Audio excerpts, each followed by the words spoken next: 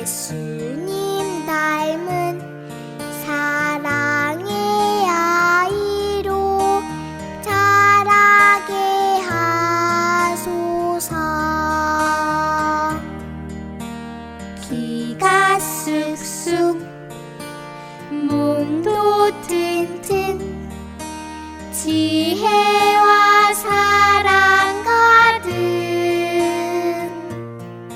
예수님 닮은 사랑의 아이로 자라게 하소서.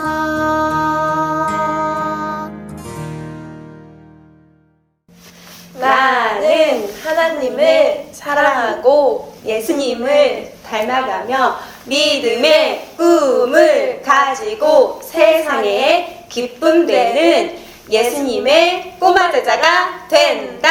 아멘. 내 하나님은 크고 힘있고 내 있어 못할 일 전혀 없네.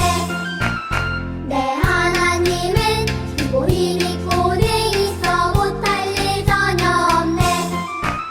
저 산들도 주의 것 굴짝도 주의 것 별들도 주의 솜씨. 내 하나님은 크고 힘있고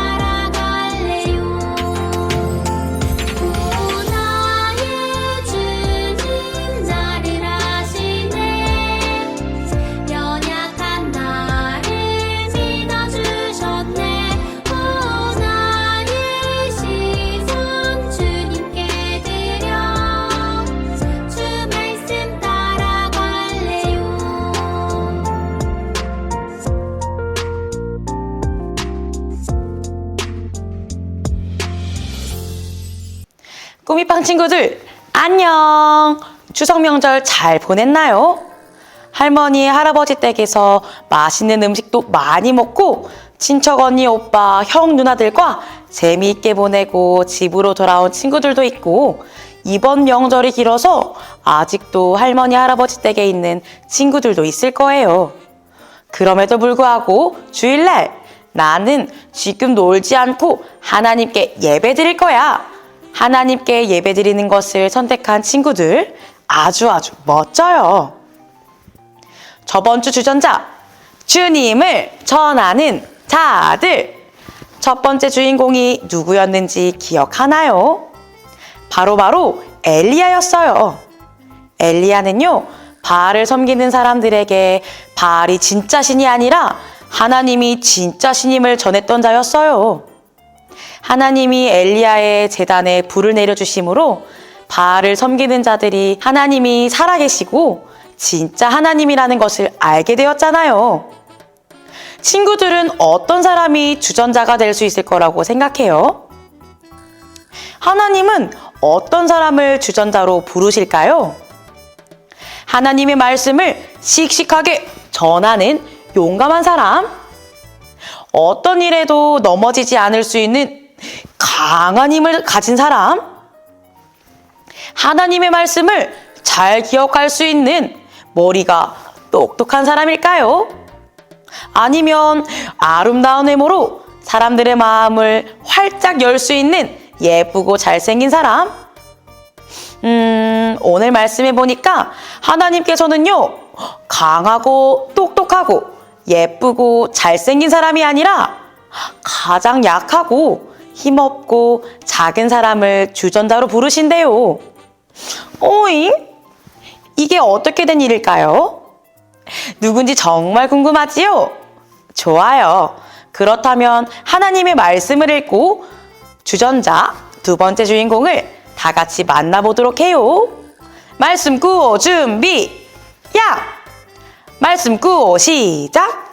말씀 속으로 팡팡!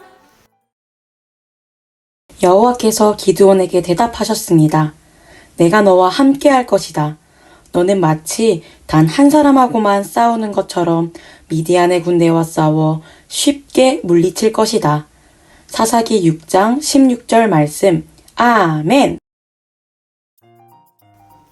친구들, 우리가 계속 만나고 있는 주전자들이 많이 등장했던 때를 사사시대라고 말해요. 오늘 읽었던 말씀의 내용도 그 사사시대에 있었던 일이에요. 이스라엘 사람들은요, 주전자, 주님을 전하는 자들, 이 주전자를 통해 하나님의 말씀을 듣고 그 말씀에 순종해 하나님 말씀대로 살아가야 하지만 하나님을 섬기는 것이 아니라 이방 나라 사람들이 섬기는 바알과 아세라 신을 섬기며 하나님 말씀대로 살지 않았어요. 그렇게 하나님을 떠나 살던 이스라엘 백성들은 힘이 센 미디안이라는 나라 사람들에게 괴롭힘을 당하며 이스라엘 백성들이 기른 가축도 빼앗고 가을이 되어 추수할 때가 될 때마다 곡식들도 빼앗기며 고통 속에 살게 되었어요. 이스라엘 백성들이 미디안 사람들에게 약탈과 괴롭힘으로 너무 괴롭고 힘들자 하나님께 부르짖으며 하나님, 저희를 괴롭히는 미디안 사람들 때문에 너무너무 괴롭고 힘들어요. 우리를 도와주세요. 우리를 살려주세요. 기도했어요. 이스라엘이 하나님께 부르짖으며 기도하는 소리를 들은 하나님께서 이스라엘을 불쌍히 여기시고 그들을 위해 지금까지 인도하신 은혜를 알려주시며 다시 하나님께서 천사를 보내 그들을 미디안에서 구하러 기드온을 주전자로 부르신 것이에요. 하나님께서 기드온에게 말씀하셨어요. 너에게는 이스라엘 백성을 구할 능력이 있으니 가서 너희 백성을 미디안 사람에게서 구하여라. 내가 너를 보낸다. 그러자 기드온이 하나님께 하나님, 제가 어떻게 이스라엘 백성을 구할 능력이 있겠어요? 저는 므낫세 지파 중 가장 약한 집안인데다가 가장 낮은 사람인걸요? 라고 대답했어요. 내가 너와 함께 할 것이다. 너는 마치 단 한 사람하고만 싸우는 것처럼 미디안의 군대와 싸워 쉽게 물리칠 것이다. 라고 하나님께서 말씀하셨어요. 이 말을 들은 기드온은 하나님께 이렇게 대답했어요. 하나님, 정말 저를 부르셨다면 증거를 보여주세요.